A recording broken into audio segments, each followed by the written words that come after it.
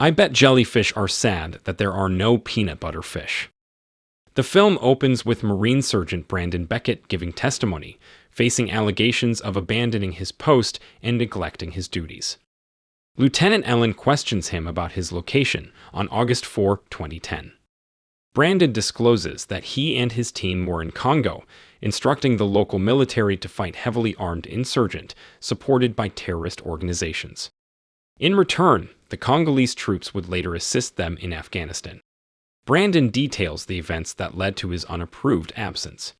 During their time training the Congolese army, Captain Nelson calls Brandon for a meeting with Colonel Ralf, suggesting it might be related to Brandon's upcoming reassignment. It's revealed that their training tasks are put on hold, as they're directed to lead 10 of their soldiers on a special operation in the Democratic Republic of the Congo. This sudden change surprises both Brandon and Captain Nelson, as Congo was meant to be a no-go zone for their activities. Despite doubts, they are reassured of official permission for the operation. Their task is to rescue Belgian plantation owner Jean Van Brunt and his employees. Brandon suggests using a helicopter for a quick and safe rescue, but Colonel Ralf rejects the idea, pointing out the rebels have missiles aimed at low-flying planes. As the group nears the target area, Brandon notices a European hunter named Chandler in the vicinity, despite the risks who continues to stay in the region. Captain Ngoba clarifies that hunting is vital for the local economy, explaining Chandler's presence. When they find Van Brunt, they surprise him by revealing their mission to evacuate him from the area. Van Brunt, unbothered by the rebel threat and attached to the place his father built, refuses to leave, emphasizing its emotional significance. However, he's told that the directive to evacuate is final. With reluctance, Van Brunt agrees to go with them. As they leave, Brandon detects a sniper aiming at Van Brunt and alerts him to take cover. They all find shelter in an empty shipping container, but Van Brunt remains vulnerable and is tragically shot dead by the sniper. During this tumultuous and sorrowful time, 2 soldiers are killed in the rescue effort. Confronted by this sudden attack, Captain Nelson and Sergeant Brandon quickly decide to hide in the nearby roadside forest. But the threat continues, and Brandon is hit in the shoulder, falling into a sewer and losing consciousness. When he wakes up, he's being cared for by Chandler, the mysterious European hunter they saw earlier. Brandon urgently asks Chandler to take him back to the plantation where his team is. Upon reaching there, Chandler brings sad news. Brandon is the only one left alive. Inside Brunt's home, they look for any useful information. Suddenly, Brunt's daughter, Kelli, appears, pointing a gun at them. She was hidden by her father during the earlier fight and blames Brandon and Chandler for her father's death. In a tense standoff, Chandler manages to pacify Kelli, revealing he was friends with her father. With this delicate bond formed, they agree to leave the plantation together, each burdened with their own grief and doubts. On their way to Chandler's shelter, they encounter a horrifying sight: rebels forcing children to join them. When the rebels notice them, they become aggressive and attack. In a desperate effort to survive and save the children, they fight off and defeat the rebels. After this intense experience, Brandon and Chandler separate, each with a different goal. Chandler feels compelled to save more kidnapped children, motivated by his commitment to protect the innocent. Brandon intends to take Kelli to the officials, seeking justice for the loss of her father. Meanwhile, Brandon's health worsens. The bullet wound in his left shoulder keeps bleeding, draining his energy.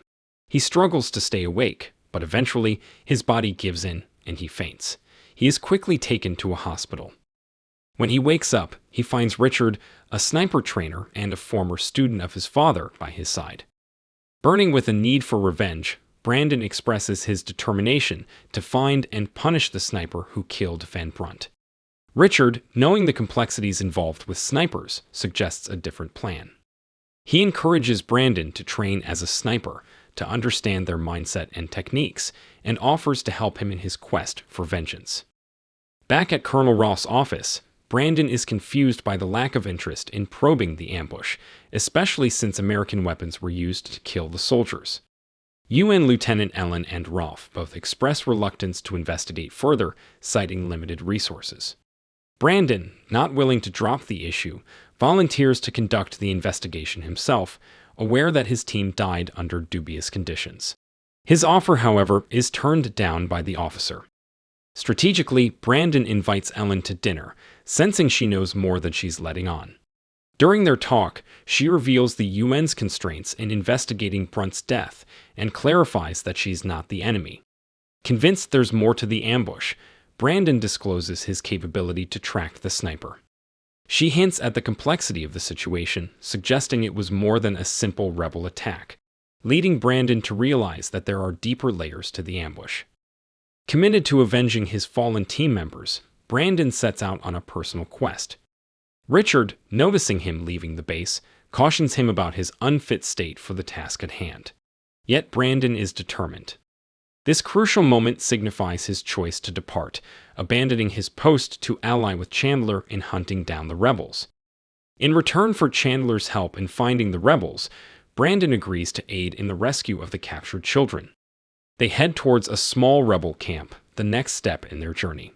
At this location, Chandler's objective to find the abducted children merges with Brandon's search for justice.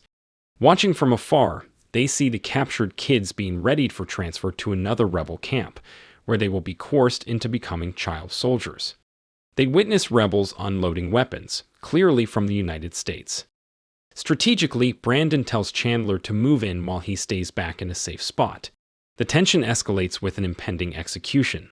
Seeing a rebel about to kill a child with a machete, Brandon intervenes, quickly neutralizing the danger, leading to a series of accurate shots that take down the other rebels. During the turmoil, a rebel sneaks up on Chandler, unnoticed by Brandon. At the last moment, a sniper shot stops the assailant. To Brandon's astonishment, the sniper turns out to be Richard, who has decided to support Brandon against a dangerous foe, Masiello, an American Marine and Richard's former pupil. Brandon struggles with the fact that their enemy is not a Congolese rebel, but an American. Richard reveals the darker reasons behind their mission, implying that the order to kill Brunt came from high up. Brunt's murder was planned to silence him about the secret supply of U.S. arms to both the rebels and the Congolese government. This revelation of a conspiracy uncovers a network of deceit and corruption, thrusting Brandon and his unforeseen allies into a perilous situation, with repercussions that reach well beyond the African conflict zone. As Brandon wrestles with the shocking new information, he confronts Richard about possibly being part of the conspiracy. Richard assures him that his intentions are honorable. He mentions being trained as a sniper by Brandon's father and sees helping Brandon as a way to honor that debt. Richard is sincerely worried about Brandon's safety, especially after hearing about the attack that killed his team. Acting on his own, Brandon reaches out to Ellen, disclosing that he's identified who's behind the ambush. He shares this person's whereabouts, guessing that if the conspiracy is real, the sniper Masiello will find out, possibly linking the UN to the cover-up. Eager to help Brandon, Ellen talks to Colonel Ralf, stressing the seriousness of the situation and the solid evidence Brandon has. Ralf, however, is not convinced, pointing out the difficulties in getting permission for a rescue operation. Nonetheless, Ellen offers to go get Brandon herself. Ralf gives in but only allows her 4 men for the mission. Unknown to Ellen, Ralf also secretly sends a team, including Masiello, with the task of taking out the rogue American. Meanwhile, Chandler leads the rescued children out of Congo to safety in a truck. Richard and Brandon, aware of the approaching danger, prepare for Masiello's arrival. In a meaningful act, Richard gives Brandon a handgun that once belonged to Brandon's late father. He encourages Brandon to use it against Masiello, setting up a tense face-off. Ellen and her team show up, apparently to save Brandon, but the soldiers with her have a different goal: to kill him. At the same time, another team is on its way to make sure Brandon doesn't survive. The situation becomes more intense, and Ellen initially doesn't see the real risk until gunshots start, exposing the deceitful scheme around them. Brandon ends up in a confrontation with a Congolese soldier he and his team had trained. Alongside Richard, they fight fiercely, taking down both rebels and Congolese soldiers, who have become mere tools in this lethal struggle. The situation worsens when Richard, momentarily distracted, stands up and is hit by a bullet from Masiello. Injured yet unyielding, Brandon continues his quest for the truth. His attention focuses on locating Captain Ngoba, compelling him to disclose the orchestrator of the malicious scheme. In a startling confession, Ngoba admits that Colonel Ralf used Brunt as a means to funnel American weapons to the rebels. Ngoba kept quiet, thinking no one, including Brandon, would trust his word. But before Ngoba can give critical evidence, Masiello steps in, brutally ensuring his silence. This leaves Brandon without the key proof needed to implicate Ralf, thrusting him into a dangerous scenario amid a complex plot. During the intense showdown, Brandon successfully determines Masiello's position. With resolve in his gaze, he prepares to shoot, intending to stop Masiello's lethal chase. His shot grazes Masiello's scope and scrapes his face, but doesn't fatally wound him.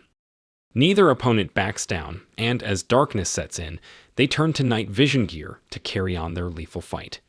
Brandon smartly approaches a gas tank, drawing Masiello's focus, and fires at the tank. It explodes in flames, creating a distraction that momentarily disorients Masiello. Using this chance, Brandon quickly repositions, avoiding Masiello's notice. Brandon stealthily approaches from behind, clutching the handgun Richard gave him. In a rapid and deliberate action, he eliminates the threat with a close-range shot. Back at the deposition, he faces inquiries about the evidence connecting Ralf to the arms deal. Despite his brave actions, he lacks solid proof. In an unfortunate twist, he finds out that his court-martial will continue, leaving him to deal with the consequences of his mission. Realizing that the investigators also suspect Ralf as the mastermind behind the illegal arms trafficking, Brandon recognizes the challenges they face without tangible evidence. As Ellen discreetly stops the recording, Brandon learns that the officers, restricted by protocol, are unable to act further. The implicit hint is clear, leading him to act on his own. He stealthily enters Colonel Ralph's home and confronts him, pointing out the friendship between Ralf and Brunt shown in their photographs. Sensing danger, Ralf admits to exploiting Brunt to channel weapons from the U.S. to both the rebels and the Congolese army. Unknown to Ralf, Ellen and her team are secretly eavesdropping from a nearby room. Ralf unintentionally reveals incriminating details, leading to his capture. Soon after, Major Gull, the head of Special Operations, arrives. He personally proposes a new role to Brandon. In this new venture, Brandon will be working with Richard, who is there to warmly welcome him to this new phase in his life.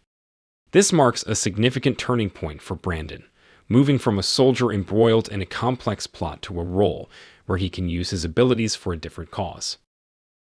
If you enjoyed this video, don't be shy to hit the like button, and if you disliked it, hit the dislike button twice, just to be sure. It would be best if you watched the whole movie. Thank you very much for watching. Please subscribe for more videos like this.